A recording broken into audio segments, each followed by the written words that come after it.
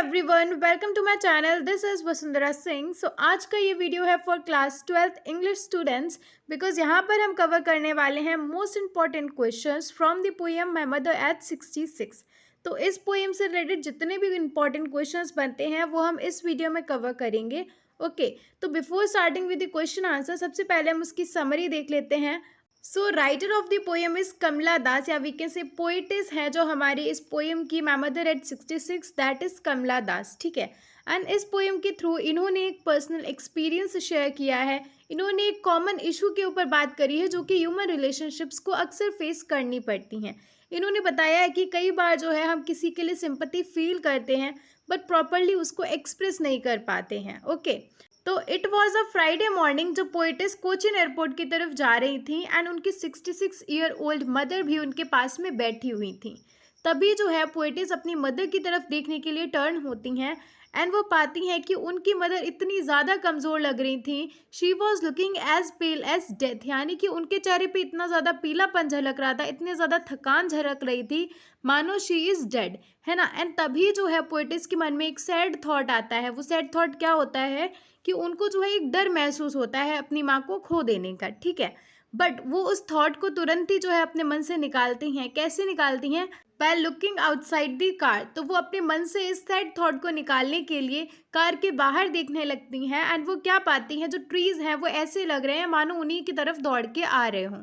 इसके अलावा she saw children running out of their homes in joy, यानी कि वो देखती हैं छोटे छोटे बच्चे जो हैं वो अपने घरों से दौड़ते हुए आ रहे हैं खुशी में। ठीक है, then after reaching the airport and security check के बाद में जो है वो कुछ दूरी पर खड़े होकर अपनी मदर की तरफ दोबारा से देखती हैं एंड तब वो पाती हैं कि उनकी जो मदर हैं वो काफ़ी ज़्यादा वीक हैं, काफ़ी ज़्यादा टायर्ड हैं, उनके चेहरे पर पीलापन झलक रहा है। बट जो पोइट है वो उनसे कुछ भी नहीं कहती हैं, बट ये कहती हैं अम्मा सी यू सून। ठीक है, and then she smiled and smiled and smiled, that was all she did. यानी कि वो अपनी मदर से कुछ भी नहीं कहती हैं, सिर्फ इतना कहती हैं अम्मा सी यू सून, और वो स्माइल करती रहती हैं बस, और कुछ भी नहीं। ठीक है, तो this was all about the poem. बस इतनी सी आपकी पोएम है। It is a very short poem and has a great message. Okay, so इस तरह से कमला दास ने इस पोएम के थ्रू एक्सप्रेस किया है कि कितनी सारी फीलिंग्स उनके मन में चल रही थी, कितने सारे सैड थॉट्स उनके मन में आ रहे थे, बट स्टिल वो अपनी मदर से कुछ भी एक्सप्रेस नहीं कर पाई और वो सिर्फ और सिर्फ स्माइल करती रहीं, जिस स्माइल के पीछे उन्होंने काफ़ी ज़्यादा दर्द को छिपा लिया।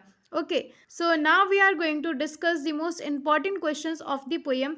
So let's get started. Our first question is, what is the kind of pain and ache that the poet feels? तो किस टाइप के दर्द को पोएट फील कर रही हैं? ओके, इजी क्वेश्चन है। Answer will go like, the poet sees that her mother has grown very pale and weak. जब पोएट देखती हैं उनकी माँ काफ़ी ज़्यादा कमज़ोर है, काफ़ी ज़्यादा पीलापन झलक रहा है उनके शरीर पे। She looks as pale as death, इतनी ज़्यादा कमज़ोर लग रही हैं, इतना ज़्यादा पीलापन है, इतना ज़्यादा थकान है उनके अंदर कि मानो she is equal to death, वो इतनी ज़्यादा कमज़ोर लग रही हैं। एंड तभी पोएट रियलाइज़ करती हैं उनकी जो मदर है वो ज़्यादा दिनों तक नहीं जीने वाली हैं।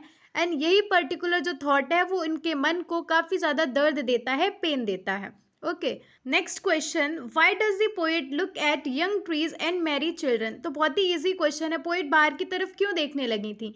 जब उनके मन में एक सैड थॉट आया था अपनी मदर को लेके कि वो ज़्यादा दिनों तक नहीं जीने वाली हैं, तभी जो है वो अपने मन से इस थॉट को निकालने के लिए बाहर देखने लगी थी, है ना।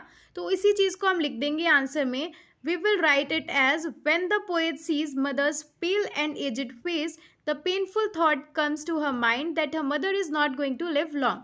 To drive away this painful thought from her mind, she starts looking out at the young trees and merry children. है ना, अपने मन से उस सैड थॉट को निकालने के लिए वो बाहर की तरफ देखने लगती हैं, जहाँ पर वो यंग ट्रीज और मैरी चिल्ड्रन को देखती हैं। Okay, next question is, why does Kamala Das compare her mother to a pale winter's moon? ठीक है, तो यहाँ पर आपको बताना है कि कमला दास ने विंटर के मून के साथ में अपनी मदर को क्यों कंपेयर किया। तो यहाँ पर हम थोड़ी सी सिमिलैरिटीज़ देखेंगे मून की और मदर के साथ में, तभी तो वहाँ पर कंपैरिजन हुआ होगा, right.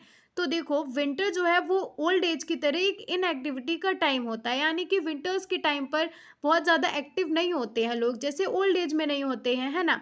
Old age is the last phase of human life, just as winter is the last phase of the year. तो this is also one similarity, जो ओल्ड एज है वो ह्यूमन लाइफ का लास्ट फेज है और winter जो है वो ईयर का यानी कि साल का लास्ट फेज होता है। ठीक है, and in old age a man grows pale like death, यानी कि ओल्ड एज में इंसान इतना ज़्यादा कमज़ोर हो जाता है, इतना ज़्यादा उसके चेहरे पर पीलापन झलकता है, वो एकदम डेथ की ही तरह जो है दिखता है, similar to death, right. And उसी तरह से जो चांद होता है लेट विंटर्स का, वो भी हमको पेल वाइट नज़र आता है, ठीक है। तो दीज आर द सिमिलैरिटीज़ जिस वजह से कमला दास ने यहाँ पर अपनी मदर को विंटर की मून के साथ में कंपेयर किया है। Next question is what does the poet smile in the poem my mother at 66 show. तो इस पोएम में जो पोएट स्माइल कर रही हैं in the end of the poem, what does it show, ठीक है। तो the poet smile shows that she has no idea of her mother's mental state. Poetess को बिल्कुल भी अंदाज़ा नहीं है कि उनकी मदर की मेंटल स्टेट कैसी है, जहाँ पर वो देखती हैं her mother is looking as pale as death, उनकी माँ इतनी ज़्यादा कमज़ोर लग रही है, उनकी माँ के चेहरे पर इतना ज़्यादा पीलापन झलक रहा है as if she is dead, है ना, इतनी ज़्यादा वो कमज़ोर लग रही हैं। एंड जिसके लिए पोएटिस कुछ भी नहीं कर सकती हैं, all she could do was smile and smile and smile. Okay, next question is how does the poet feel when she looks at her mother during her drive to the airport. तो यहाँ पर आपसे poem के starting का ये question पूछ लिया है कि जो पोएटिस है वो कैसा फील करती हैं जब वो अपनी मदर की तरफ देखती हैं during her drive to the airport. So we will write the answer like when the poet turns to look at her mother she finds her dozing, ठीक है। बहुत ही ज़्यादा वो कमज़ोर लग रही थी, उनका जो मुंह है वो खुला हुआ नज़र आ रहा था, and she looked as pale as death, ठीक है। तब जो है उनके मन में एक पेनफुल थॉट आता है ऑफ लूजिंग हर, राइट।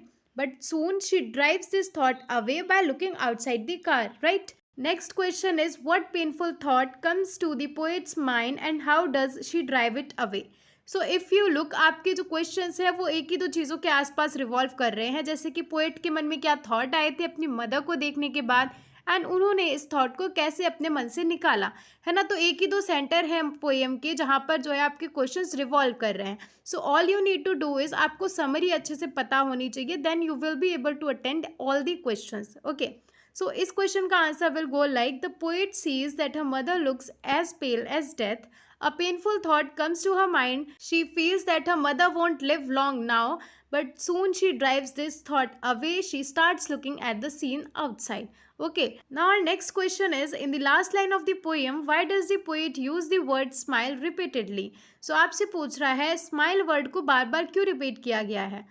आपको पता है इस स्माइल के पीछे पोएटिस अपने दर्द को छिपा रही थी, राइट। वो छिपा रही थी अपनी फीलिंग्स को, अपने सैड थॉट्स को while parting from her mother, right? तो answer will be written as, by using the word smile repeatedly, the poet wants to convey how hard she tried to hide her feelings of pain from her mother.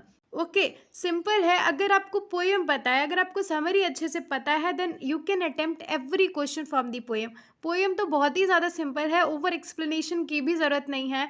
You can even understand by reading it once और twice. Okay, so next question is what do the poet's parting words to her mother signify. तो जब वो अपनी mother को छोड़ के जा रही थी तो उन्होंने अपनी मदर से क्या बोला था, यही बोला था ना, सी यू सून अम्मा। तो इनसे वो क्या सिग्निफाई करती हैं, क्या सिम्बलाइज किया गया है।